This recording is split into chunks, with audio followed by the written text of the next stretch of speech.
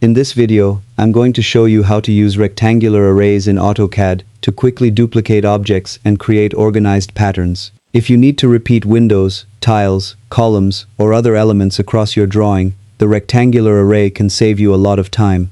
Start by drawing the object you want to repeat and make sure it is complete and positioned correctly. Select the object, then type array in the command line and press enter. From the available options, choose rectangular array and press enter.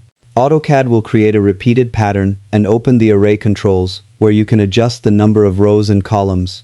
You can also control the spacing between each object horizontally and vertically to achieve the exact layout you need. Experiment with these settings until the pattern matches your design requirements.